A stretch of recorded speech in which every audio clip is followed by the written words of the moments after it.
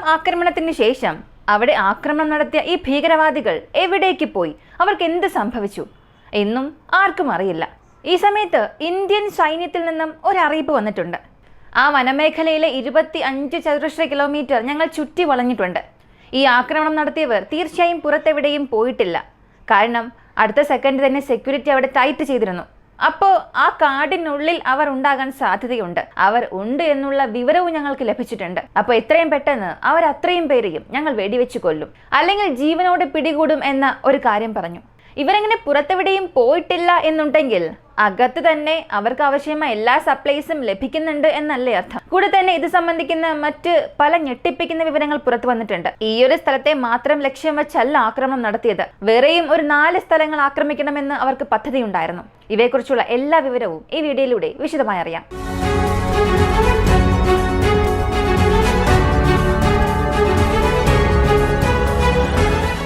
22-ാം തീയതി ബൈസൺ വാലിയിൽ നടന്ന ഈ ഒരു ആക്രമണത്തെ ആരും മറക്കാൻ സാധ്യതയില്ല. പ്രധാനമായും ഇന്ത്യൻ ജനങ്ങൾക്ക് വളരെ മോശമായ ഒരു അനുഭവമായി തന്നെ ഇത് മാറി. വിനോദസഞ്ചാര കേന്ദ്രങ്ങളിൽ ഇങ്ങനൊരു സംഭവം നടക്കുമെന്ന് ആരും പ്രതീക്ഷിച്ചിട്ടേ ഉണ്ടാവുകയില്ല. ആക്രമണം നടന്നതിന് ശേഷം പലരും ചിന്തിച്ചത് പെട്ടെന്നുണ്ടായ ഒരു നുഴഞ്ഞുകയറ്റമായിരിക്കാം. ഈ ആക്രമണം നടക്കുന്നതിന് മുൻപ് ചില മണിക്കൂറുകൾക്ക് മുൻപായിരിക്കും ഈ ഭീകരവാദികൾ അതിനുള്ളിലേക്ക് കയറിയത് എന്നാണ് എല്ലാവരും ചിന്തിച്ചുകൊണ്ടിരുന്നത്.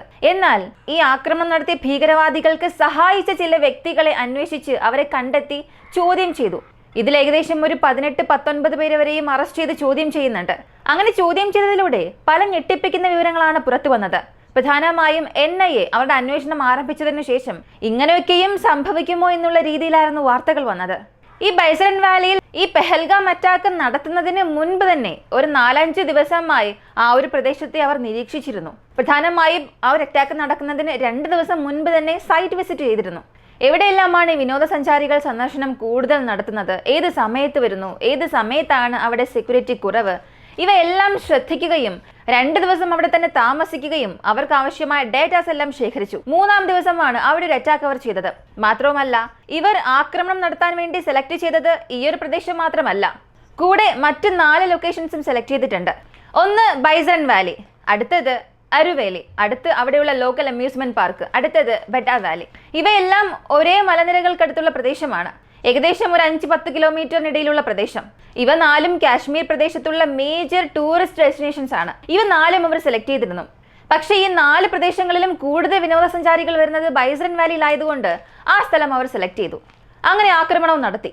കൂടാതെ അവിടെ ലോക്കൽസിന്റെ ചില സഹായം, എല്ലാവരെയും അല്ല പറയുന്നത്, എങ്കിലും ചിലരുടെ സഹായം വളരെ ആക്യുറേറ്റ് ലഭിച്ചത് കൊണ്ടാണ് ഇവർക്ക് ഇത്രത്തോളം കൃത്യമായി ആക്രമണം ചെയ്യാൻ സാധിച്ചത്. ഏപ്രിൽ മാസം 1-ാം തീയതിക്ക് ശേഷം ഇവർ അകത്തേക്ക് വന്നെങ്കിൽ പോലും 2-3 ആഴ്ചത്തേക്ക് അവർക്ക് ആവശ്യമായ സഹായം അവിടെ ഉണ്ടായിരുന്ന ചില വ്യക്തികൾ അവർക്ക് ചെയ്തിട്ടുണ്ട്.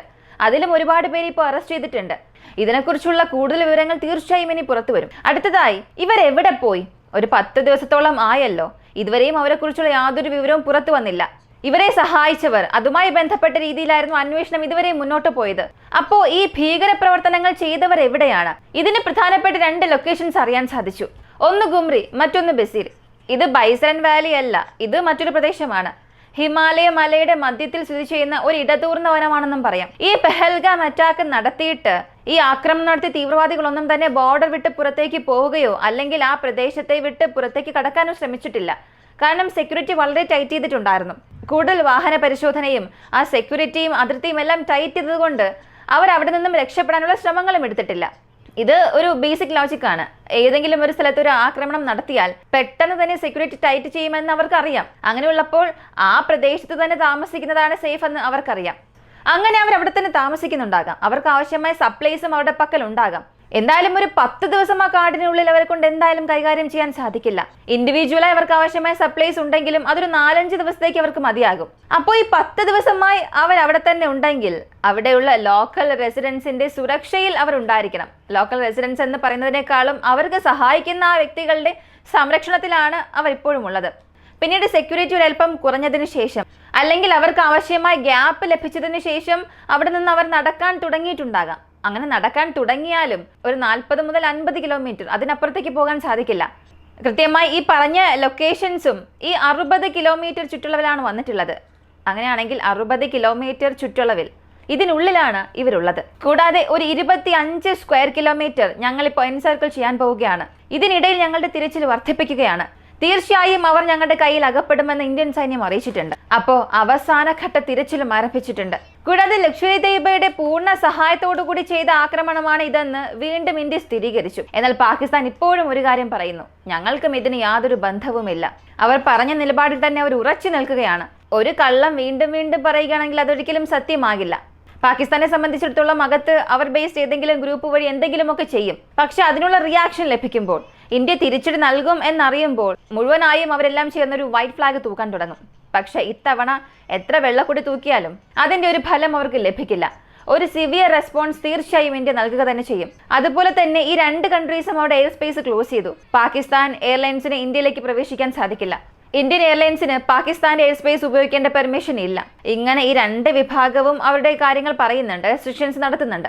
അപ്പോൾ ഈ ഒരു സാഹചര്യം ഇങ്ങനെ നീണ്ടുകൊണ്ട് പോവുകയാണെങ്കിൽ എയർ ഇന്ത്യക്ക് മാത്രം ഇനി വരാൻ പോകുന്ന വർഷത്തിൽ 600 മില്യണിലധികം ഇന്ധനത്തിന്റെ അധിക ഉപഭോഗം ഉണ്ടാകും. അപ്പോൾ ഈ 600 മില്യൺ എന്നത് നമ്മുടെ എയർ ഇന്ത്യക്ക് ഒരു അധിക ബാധ്യതയായി മാറാൻ പോവുകയാണ് എന്ന വാർത്ത വന്നിട്ടുണ്ട്. സത്യത്തിൽ ഈ ഒരു വർഷത്തിന്റെ ഡേറ്റ മാത്രമല്ല ഇത്. ഇതേ ടൈം പീരീഡിൽ അടുത്ത വർഷം വരെയും ഇത് നീളുകയാണെങ്കിൽ, കാരണം പാകിസ്ഥാൻ എയർ സ്പേസ് ഉപയോഗിക്കാത്തത് കൊണ്ട് നമ്മുടെ വിമാനങ്ങൾ അറബിക്കടൽ ചുറ്റിയാണ് പോകുന്നത്. അങ്ങനെ പോകുന്നത് കൊണ്ട് എക്സ്ട്രാ ഫ്യൂൽ കൺസംഷൻ ആകുമെന്നുള്ള വാർത്തയും പുറത്തു വന്നു. എന്നാൽ ഇങ്ങനെയുള്ള വാർത്തകൾ പുറത്തുവിടുന്നത് ഇന്ത്യൻ മാധ്യമങ്ങളോ ഇന്ത്യയെ സംബന്ധിക്കുന്ന ന്യൂസ് മീഡിയാസോ അല്ല. പാകിസ്ഥാൻ ഇപ്പോൾ ഒരു കാര്യം മനസ്സിലായി, ഇന്ത്യയുടെ റെസ്പോൺസ് എന്തായാലും സിവിയർ ആയിരിക്കും. എന്തായാലും ഇപ്പോൾ നമുക്ക് അനുകൂലമായി ആരും പ്രവർത്തിക്കില്ല എന്നും അറിയാം. അതുകൊണ്ട് വെസ്റ്റേൺ മീഡിയാസിനെ വെച്ച് അവർ പല കാര്യങ്ങൾ പുറത്ത് പറയിപ്പിക്കുകയാണ്.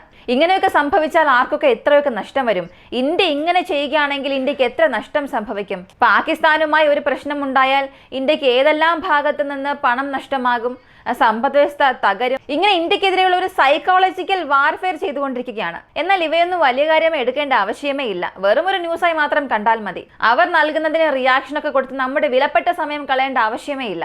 അപ്പോൾ ഇതൊരു പ്രൊപ്പഗണ്ട ന്യൂസ് മാത്രമാണ്. അടുത്തത്, ഈ പെഹൽഗാം അറ്റാക്കിൽ കൊല്ലപ്പെട്ട നാവി ഓഫീസറുടെ ഭാര്യ ഒരു കാര്യം പറഞ്ഞു, ഈ പ്രശ്നം ഹിന്ദു മുസ്ലിം സംബന്ധിക്കുന്ന പ്രശ്നമാക്കി മാറ്റരുത്.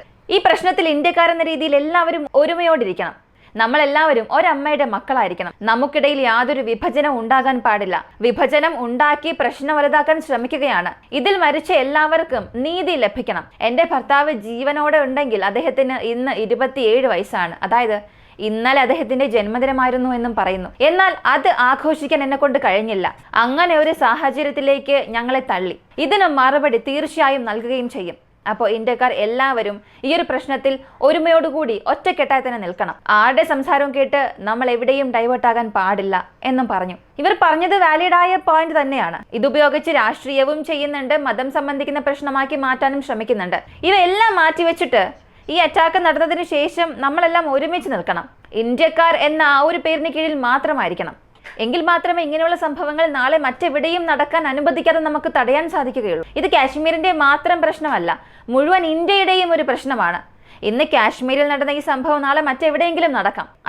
അതിനാൽ ഇതിപ്പോ തന്നെ വേരോടുകൂടി പിഴുതെറിഞ്ഞില്ല എന്നുണ്ടെങ്കിൽ ഈ ഭീകരവാദം ഒരു ക്യാൻസർ പോലെ പടർന്നുകൊണ്ടേയിരിക്കും. പെഹൽഗാമിൽ അറ്റാക്ക് നടത്തിയ ഈ ഭീകരവാദികൾക്ക് അടുത്ത 10 വർഷത്തേക്ക് മറ്റൊന്നും ചെയ്യാൻ കഴിയാത്ത ഒരു പാഠം നമ്മൾ നൽകിയേ മതിയാവുകയുള്ളൂ. എത്രയും പെട്ടെന്ന് തന്നെ അവരെ നമ്മുടെ ഇന്ത്യൻ സൈന്യം പിടിക്കുമെന്ന് പ്രതീക്ഷിക്കാം. കൂടാതെ ഈ പാകിസ്ഥാനെ സപ്പോർട്ട് ചെയ്യുന്ന രീതിയിലുള്ള ഒരുപാട് പോസ്റ്റുകൾ നമ്മുടെ ഇന്ത്യൻ അക്കൗണ്ട്സിൽ നിന്ന് തന്നെ പുറത്തു വരുന്നുണ്ട്.